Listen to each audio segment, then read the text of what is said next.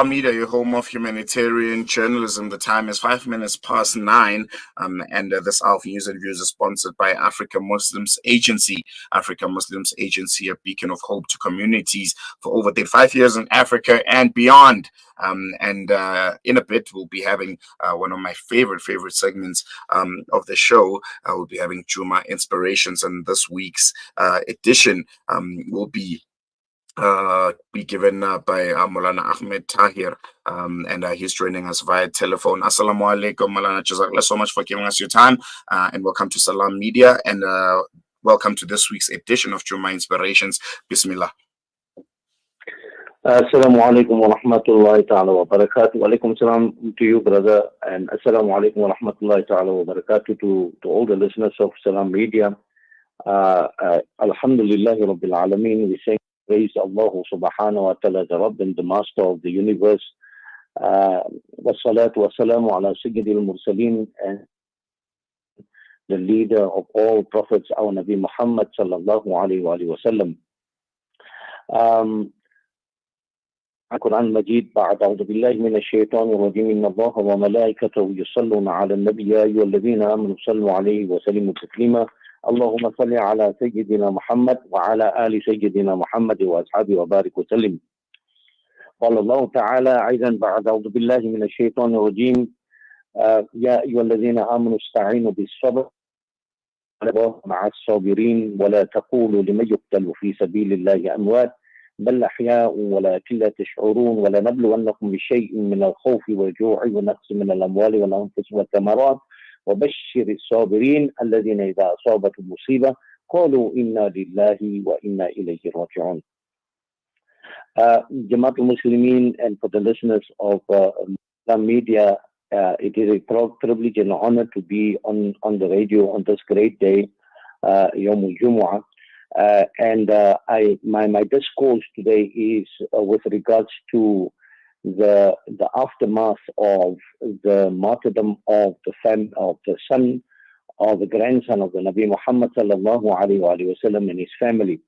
And this is something that may be controversial, and many people probably do not want to speak about. Usually in the month of Muharram, it is commemorated and it is acknowledged the sacrifices that the family of the Nabi sallallahu alaihi wasallam have made. And due to those sacrifices, it is important for us to also relate the events that have taken place. And the misconception with regards to the general Sunni Muslims in the world, that I'm talking about Ahlus Sunnah wal Jama'ah, which we actually follow. That means the Maturidi and the Ash'ari, and following the four Imams, the Imam Azam Abu Hanifa, Imam Malik, Imam Ahmad, Imam Shafi'i, and Imam Ahmad bin Hanbal, respectively.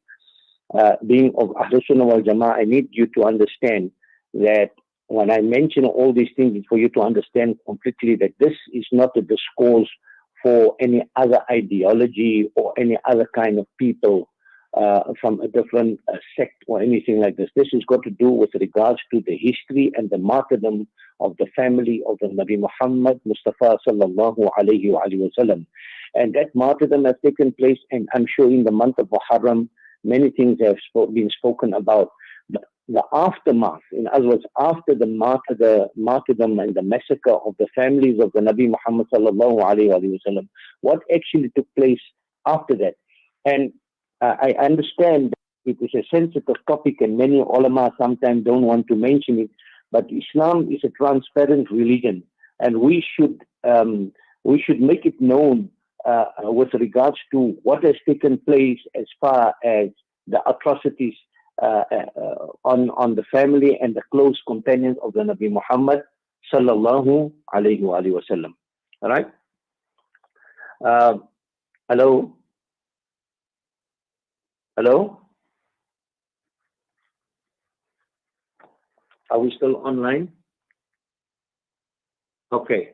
So, yes, Alhamdulillah, the information that I want to bring to the listeners of Salam Media is that I have, right?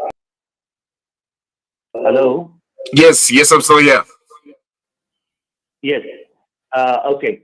So I have references with regards to all the events that have taken place, many authentic references, right? For example, after the martyrdom of the family of the Nabi Muhammad sallallahu alaihi wasallam, the women folk, they what did they do first to secure the body of Sayyidina Imam Hussein? They removed his clothes, they removed his head, severed his head from his body while he was in the form of sujood. After many arrows have pierced him, they took away his shield, they took away the turban, the shield, and the sword, which was the sword of, which is known as Zulfikar. Today we know about the shield, also the shield, I think, was of Hamza. Hazrat Hamza radiallahu anh, the turban was belonging to Nabi Muhammad sallallahu alayhi wa sallam. And plains of Karbala, he said, look at me. Do you see any other grandson or any other son of the Prophet Muhammad whose kalima you recite, La ilaha illallah Muhammadur Rasulullah? Look at me. Am I not the one who the Nabi sallallahu alayhi wa sallam said, Hassan and Hussein, Sayyidina Shababi Ahlil Jannah, my brother and myself, we are the leader of the youth in the garden of paradise. He said, look at me, I am the son of Sayyidatina Fatima al-Zahra, the beloved daughter of the Nabi Muhammad sallallahu alaihi wasallam, and you want my blood. Jamaat Muslimin, I am disappointed that many of our ulama out there that refuse to speak about this because they feel that it may be because of some other ideology. It's got nothing to do with any ideology. It's got to do with regards to the facts and figures of history that has been recorded by who also, right? Some people make objections with regards to some objections. I want to give some. Use the reference of Ibn Taymiyyah, which claim that he's poking the blessed head of the Imam Hussein is totally false and a lie. They claim that this was actually done by Ibn Ziyad, but the narrators misunderstood this and related it to Yazid. So people are talking about this kind of thing with regards to when the head was delivered to the court of Yazid, what has actually taken place. The answer, Allama Ibn Kathir, considered by by objectors, people that have objected this kind of thing themselves, as he's known as a trusted scholar. Allama Ibn Kathir did the tafsir of Ibn Kathir. I bought the 10 volumes from Makkah Mukarramah. Years I bought it in those days. I think we never really had access to internet and stuff like that. So I bought that book. So I brought it 10 volumes from Makkah Mukarramah when I was on Hajj or Umrah. I can't remember there a few times. And Allama Ibn Kathir, considered by people who object to many of the things that have been mentioned, he says, the commentators of the Quran and a historian who is also a student of Ibn Taymiyyah, quoted 3 narrations about this. When the head of Sayyidina Imam Hussein was, the blessed head of Sayyidina Imam Hussein was placed before Yazid, he used a stick in his hand and he poked the teeth and he said, he and I are like how Hassin ibn Hammam said, our swords sliced the heads of those who were dominant over us. They were indeed disobedient and oppressors. Hazrat Abu Barza Aslami, the companion of the Nabi sallallahu alaihi wasallam, said, by Allah, Yazid, you hit your stick against the blessed lip. I saw the Holy Prophet sallallahu alaihi wasallam kiss on the day of reckoning. The day of reckoning, Ibn Ziyad will be your intercessor, while Hussein will be the Holy Prophet Muhammad sallallahu alaihi wasallam.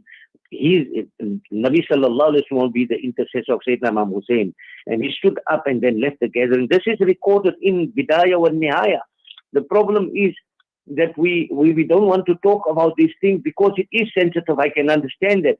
But at the end of the day, when it comes to the month of Muharram, why is it that suddenly that we forgot about these incidents have taken place? Right? Ibn Kathir further narrated the incident through a second chain of narrators from Hazrat Jafar radiallahu anh, that along with the third chain from Hazrat Imam Al-Hasan al-Basri radiallahu anh. These are noted scholars and noted individuals in our world, right? The narration is also found in Tarikh al-Tabari, Ibn Asir, right, and many others, that this desecration of and disrespect of the family of Sayyidina Imam Hussein, particularly whom the Nabi Sallallahu Alaihi Wasallam says, Sayyidina Shababi Ahlul Jannah, the leader of the youth in the Garden of Paradise, whose mother Sayyida Fatima al-Zahra radiallahu ta'ala anha, who is, the Nabi Sallallahu Alaihi Wasallam says that in Nisa Ahlul Jannah, the leader of the women in the Garden of Paradise. And one hadith is mentioned, Nabi Sallallahu Alaihi Wasallam say that in Nisa al-Alameen, a leader of the women of all time, of all the world. Sayyida Fatima al-Zahra radiallahu ta'ala anha even said that, Ya Rasulullah, oh my father, what about Sayyidatina Maryam alayhi salam? She was the mother of Nabi Isa. Nabi Karim sallallahu alayhi wa sallam said, Sayyidatina Maryam alayhi salam was the leader of the women of her time. You are the leader of the women of all time. And this was the son of Sayyida Fatima al-Zahra and Sayyidina Ali karamallahu wajhul kareem, that was martyred on the plains of Karbala. Right? Now, when the caravan went through, was taken, that was the women folk, you know, they removed the pardas from the ladies, right? They stole their possessions, they put them on the bare backs of camels and paraded them through the streets, while the spears was holding the heads of the children and the heads of Sayyidina Imam Hussein and his kids, his children, and the children of Sayyidina Imam Hassan radiallahu anhu, other companions of Sayyidina Imam Hussein, and that accompanied them. And this was paraded through the streets of Damascus, Jamaatul Muslimin. And you know, the problem is that we have some people say, you know, this person Yazid was a good guy. You know, he did this kind of thing. Yes, there was a time when he sent the family of the Nabi sallallahu alayhi wa sallam back to Medina, and he showed them some respect, and he gave them, you know, some, an escort to take them to the city of Medina Munawwara. Right? And because of that, they say, no, he was a very good man and so forth. And the misconception of this whole thing and the proof of it is that he was not a good person, because what happened after that was they ransacked Medina Munawwara. Allahu Akbar. They ransacked Medina Munawwara. They killed 10,000 Medanites. 10,000. From the 10,000, 700 were Hufaz. Right? Many of them were the companions of the Nabi Muhammad sallallahu alayhi wa sallam. Right? And as Abu Sa'id al-Khudri radiallahu anhu, you may have heard his name. He was a narrator of hadith. They shaved his beard. Right? Another tabi'i, he narrates, and he says that, you know, I was in Masjid and they wanted to kill me, and he acted as a madman, and he was allowed to round freely, and he said, I was in Masjid al-Nabawi, and they used the horses, they used the masjid as a stable for their horses, and the horses defecated all over the masjid. There was no salah, there was no adhan. All right, was that by anybody in the city of Medina. He says, but when I was in seclusion and I was alone in Masjid al-Nabawi, I would hear the iqamah and I would hear the salah from the Rawdah of Nabi Muhammad sallallahu alayhi wa sallam, and I would follow. So, I mean, you know, we need to look at the reality of things. You know, if so many people have been massacred for 3 days, Medina to Munawwara was a place of carnage and all kinds of atrocities that I don't even want to mention. Right? The people of the two cities have been forced to accept the allegiance and slavery to Yazid with the following words: I accept slavery to Yazid. If he wishes, he can sell or free me. Right? Whoever said, I pledge allegiance to be obedient to and follow the commands of Allah and His Messenger was killed for this reason. And for this reason, many fled from the city, and those who did not were murdered. And approximately 1,700 Muhajirin, Ansar, Sahaba Ikram, Tabi'een, as well as 700 Hufaz of the Holy Quran was mercilessly slaughtered. The total number of martyrs were approximately 10,000 people. The homes of those killed were also looted, and the wretches made the city of Medina a place of sin for 3 days. Even chaste women were robbed of their chastity during the period during this period. Hazrat Abu Sa'id al-Khudri, a respected companion of the Nabi sallallahu alaihi wasallam, yet even he was not spared. They shaved his beard and disgraced him. The army also tied the horses to the pillars of Masjid al-Nabawi, and no one attended it during the period. Hazrat Sa'id bin Musayyib, right, a senior among the Tabi'in, who frequent the masjid only by pretending to be insane. So these wretches wanted to kill him too, and he was once brought in front of Muslim. Imagine the person who was the commander of the army. His name was Muslim bin Aqaba. Some say Muslim bin Uqba, right? Who ordered him to be killed. And when he heard this command, Hazrat Sa'id bin Musayyib, then he began to act like a person that is crazy, right?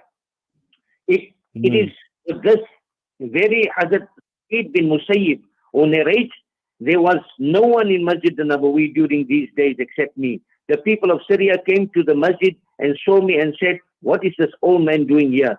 I used to hear the sounds of adhan and iqama and the congregation continuously from the roda at the times of salah. So I performed salah in these 3 days following the congregation, and there was none besides me in the masjid at this time. This happened, and all this happened where the carnage for 3 days in Medina Munawwara took place, and they killed 10,000 of the people of Medina, right? They martyred 10,000 of them. What's happening in the of Yazid? He sent the army. The army numbered between 12 and 20,000 people, right? And yet we get people saying, the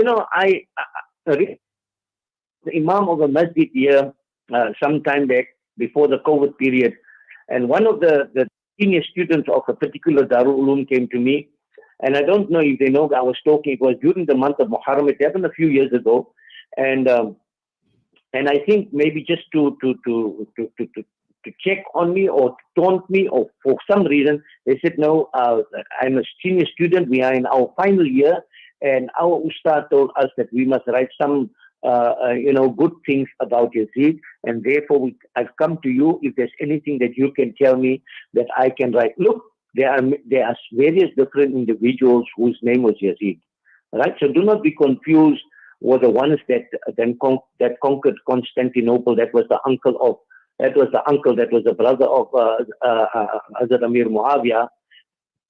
His name was Yazid. You understand? So these were good individuals. It doesn't mean that, the name Yazid, anybody that you find whose name Yazid is now the bad guy. No. Please, this particular person was the one that was responsible for killing 10,000 people from the Ansar and the Muhajirin and Ashab Karam, and 700 Hufaz within it, and 1,700 Muhajirin, Ansar, and Sahaba Karam, right? And senior Tabi'in, right? And this was on the order of Yazid, right? As Yazid bin Muawiyah. And so a youngster was in this particular waqia is something that is narrated in all the kitabs, right? A youngster was apprehended by Yazid's army. His mother approached Muslim bin Aqaba and pleaded that her son be spared. In turn, Muslim ordered that the boy be brought to him. When he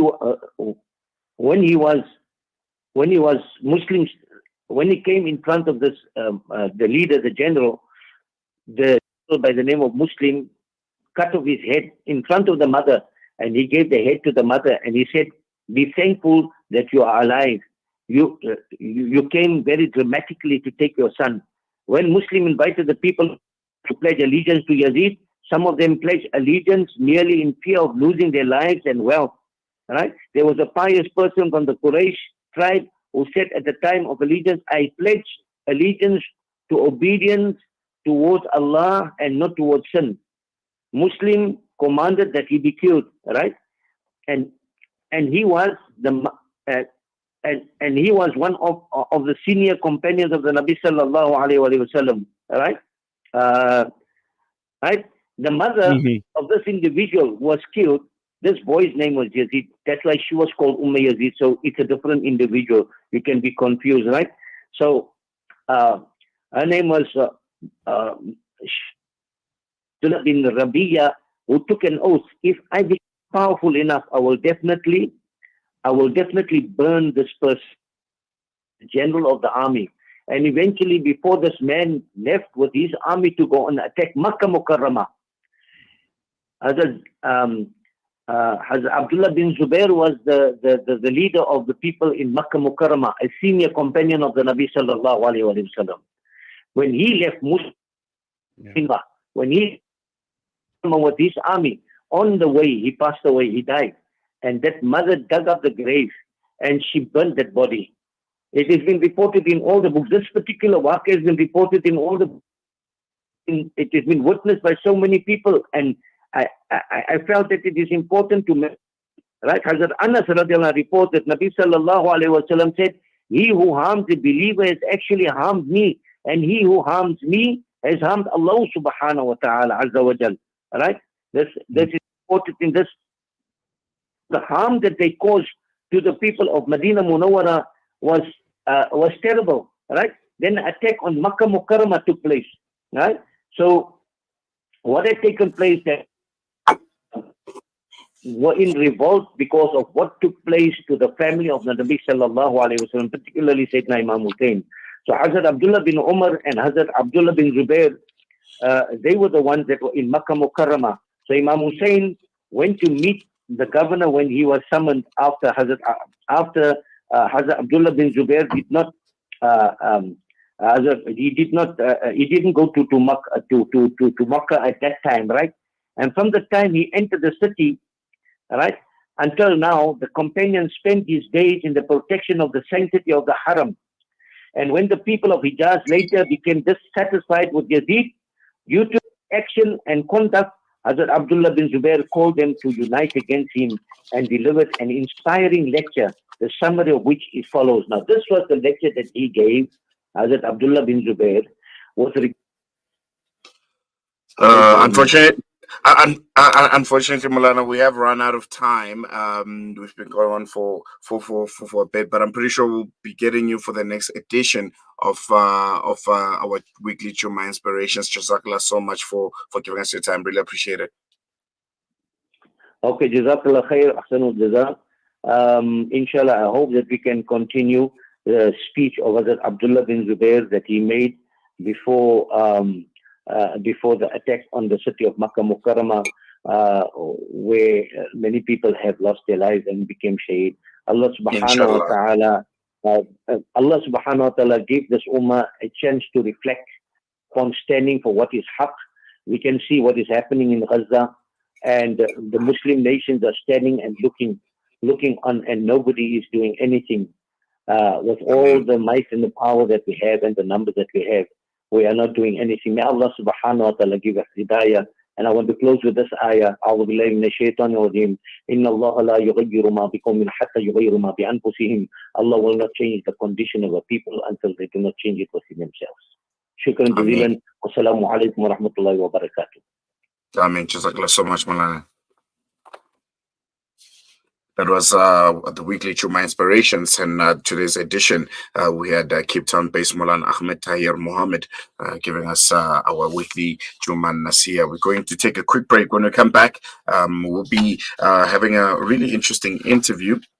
We all know that it's a very, very auspicious month. It's Women's Month, and we'll be speaking to South African Women United for Gaza, who have sent appeals to all sisters of South Africa and across the world to come out more aggressive during this month to raise awareness when it comes to Gaza and the issues that are affecting women and children, and all the people of Gaza during this very, very important month. So after the break, we'll be joined by Shamshat Sayed and also Feroza Omar from the South African Women United for Gaza. More after that.